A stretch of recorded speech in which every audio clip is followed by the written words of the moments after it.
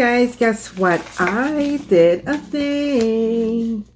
I finally changed my last name to my husband's last name. So now we got matching names. Yeah. I kind of went back and forth on doing that for a number of reasons.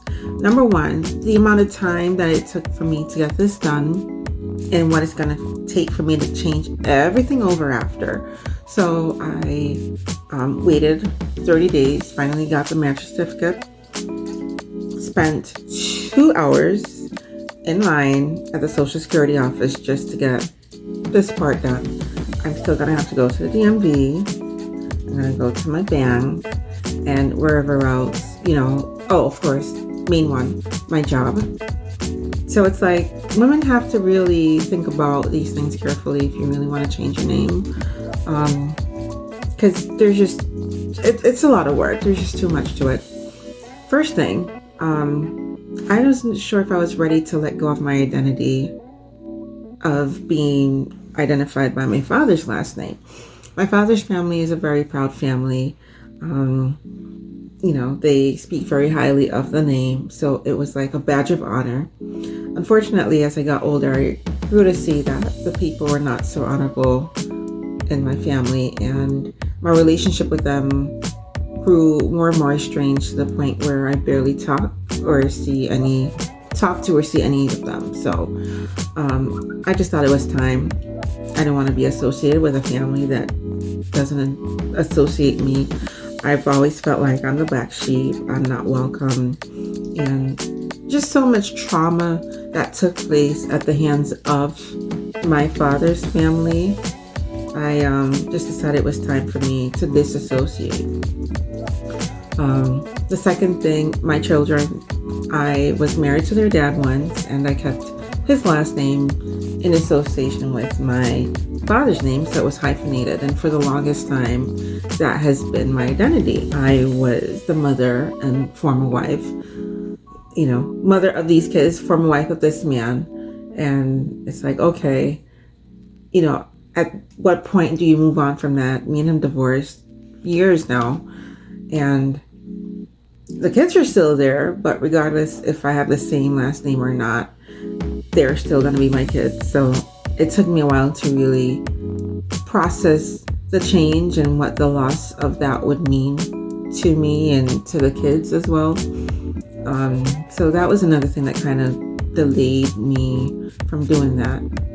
The next thing with my job, like having to go and change my work email, all the other sign-ons and credentials, my certificates, things like that. I, as a professional woman in the field, you are recognized by a name, and it's like when you go and get married, like, oh, who's this person? So I decided, because I'm at the very beginning of this leg of the journey, I decided that if it was any time that I was going to do that, it was now, before I started building any serious client base, because next year I'm in the full beast mode and I am so excited. I can't wait to finally have my own office, launch everything that's been going on behind the scenes, and doing what I really was called to do, which is to help people, young women and girls, to find ways to love themselves. So in order for me to do that, I had to decide on who I really am, who I wanted to be, and who I wanted to, what identity I wanted to present out there. So this is me closing one chapter of my life. It was a very long and painful chapter. Having come this far, this is like a badge of honor. Like, for me, it's just elevating me to the next level of my journey to self-love and self-acceptance.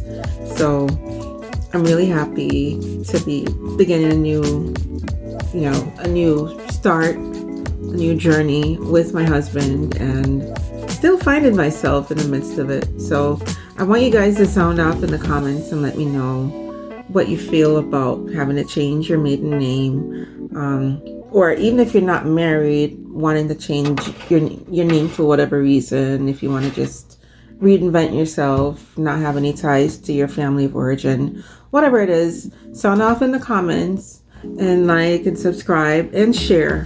Please, please, please. I'm trying to grow this because there's just so much that's out there that needs to be said. And believe me, I have so much more in here that I want to share with you. So I love you. Keep loving yourselves and have a wonderful day.